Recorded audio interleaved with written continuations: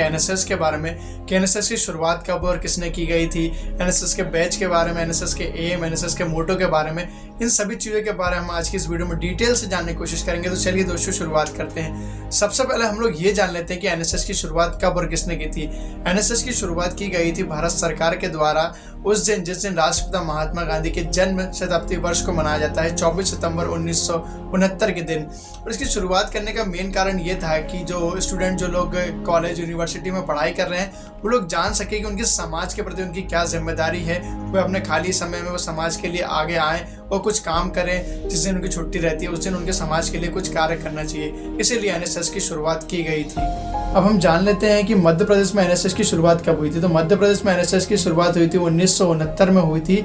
मात्र 2 यूनिवर्सिटीज से इसकी शुरुआत की गई थी, पर अभी प्रेजेंट में एनएसएस मध्य प्रदेश में 7 यूनिवर्सिटीज़ में प्रेजेंट है। और उसके साथ फिर सरकार ने सोचा क्यों ना इसको स्कूल में भी ऐड कर दिया जाए। तो 1988 में मध्य प्रदेश सरकार ने एनएसएस को 10+2 के द्वारा स्कूल में भी ऐड कर दिया गया। फिर मध्य प्रदेश सरकार ने सोचा कि क्यों ना इसे सिलेबस में भी ऐड कर दिया जाए। तो फिर 1990 में इसको सिलेबस में ऐड कर दिया गया और उसको 3 पार्ट्स में डिवाइड कर दिया गया। सर्टिफिकेट ए, सर्टिफिकेट बी और सर्टिफिकेट सी के द्वारा इसको डिवाइड कर दिया गया था। एनएसएस को ऑर्गेनाइज कौन करता है? एनएसएस को भारत सरकार ऑर्गेनाइज करती है और युवा कार्यक्रम एवं खेल मंत्रालय के द्वारा इसकी शुरुआत की गई थी और वही इसे प्रमोट भी करती है। एनएसएस में कौन कौन सी एक्टिविटीज कराई जाती है? तो मैं आपको बता दूं पहले आगे बढ़ने से पहले कि एनएसएस को आप जब भी ज्वाइन करते हो स्कूल, कॉलेज, यूनिवर्सिटी में, तो आपको मिनिमम उसमें 2 साल देना पड़ता है। और उसमें जो एक्टिविटीज़ कराई जाती है वो जनरल अवेयरनेस प्रोग्राम हो गया, ब्लड डोनेशन कैंप हो गया और नुक्कड़ नाटक हो गए। और उसके बाद हमें 7 दिन का कैंप अटेंड करना पड़ता है जो कि किसी विलेज में लगाया जाता है। इस प्रकार की बहुत सारी एक्टिविटीज़ कराई जाती है जो भी समाज के हित के लिए रहती है। वो सारी एक्टिविटीज़ एनएसएस में कराई जाती है। अब हम जान लेते हैं कि एनएसएस का एम क्या है। एनएसएस का एम है कि समाज सेवा के माध्यम से विद्यार्थियों के व्यक्तित्व का विकास करना। अब हम जान लेते हैं कि एनएसएस का फुल फॉर्म क्या होता है। एनएसएस का फुल फॉर्म होता है नेशनल सर्विस स्कीम, हिंदी में से कहा जाता है राष्ट्रीय सेवा योजना। एनएसएस का लक्ष्य क्या है? एनएसएस का लक्ष्य है शिक्षा द्वारा समाज सेवा एवं समाज सेवा द्वारा शिक्षा।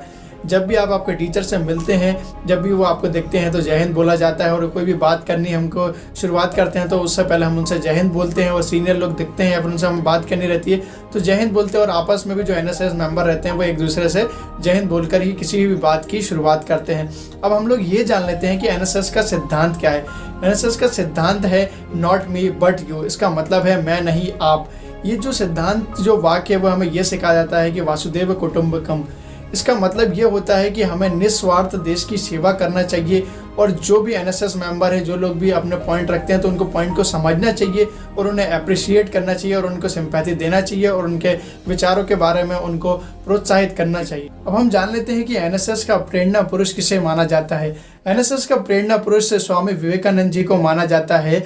सन 1985 में अंतर्राष्ट्रीय युवा वर्ष के दिन भारत सरकार ने युवाओं का प्रतीक चिन्ह पुरुष स्वामी विवेकानंद जी को बना दिया था। उसी दिन से जो एनएसएस मेंबर हैं वो स्वामी विवेकानंद जी को अपना प्रेरणा पुरुष मानते हैं। अब हम जान लेते हैं कि एनएसएस का प्रतीक चिन्ह क्या है। एनएसएस का प्रतीक चिन्ह उड़ीसा के कोणार्क में स्थित सूर्य मंदिर के रथ के चक्र पर आधारित है। अब हम एनएसएस के बैच के बारे में जानने की कोशिश करेंगे। वैसे तो एनएसएस का बैच है वो प्रतीक चिन्ह पर आधारित है, पर फिर भी थोड़ा सा जानेंगे। एनएसएस के बैच के अंदर जो 8 रेड कलर की तीलों के समान जो रेखाएं दिख रही है वो दिन और रात के 8 पहर को दर्शाती है। तो इसका ही मैं मतलब आपको समझाता हूँ कि जब भी एनएसएस स्टूडेंट इस बैच को धारण करता है तो ये बैच इस बात का उन्हें प्रतीक या फिर संकेत देता है कि जब भी आपको राष्ट्र सेवा के लिए बुलाया जाए तो आपको जाना चाहिए। क्योंकि दिन में और रात में 8 पहर होते हैं 24 घंटे में, तो आपको राष्ट्र सेवा के लिए मौजूद रहना चाहिए। तो उसी के लिए ये बैच आपको मोटिवेट भी करता है। एनएसएस के बैच में जो लाल रंग है वह इस बात का संकेत करता है कि एनएसएस के स्टूडेंटों में उत्साह है। और एनएसएस के बैच में जो गहरा नीला रंग है वह इस बात का संकेत करता है कि एनएसएस इस ब्रह्मांड का एक छोटा सा अंश है जो देश की सेवा, समाज की सेवा और राष्ट्र की सेवा के लिए सदैव आगे रहता है और तत्पर रहता है। इस योजना में जो बेसिक बात आती है कॉलेज में और स्कूल्स में दोनों जगह पर ये प्रोवाइड की जाती है। यानी कि डिग्री कॉलेज हो चाहे आपका इंटर कॉलेज स्कूल हो, वहाँ पर ये प्रोवाइड की जाती है। बेसिकली अगर आप 11th में से ज्वाइन करते हो तो 2 साल आपको देने पड़ते हैं 11th 12th। और अगर आप ग्रेजुएशन में ज्वाइन करते हो तो वहाँ पर भी आपको 2 साल देने होते हैं। एनएसएस ज्वाइन करने के बाद बेसिकली यहाँ पर एक तरह से यहाँ पर आपको समाज से, सोशलिटी से जोड़ कर रखना समाज से जोड़कर रखने के लिए ये योजना बनाई गई है।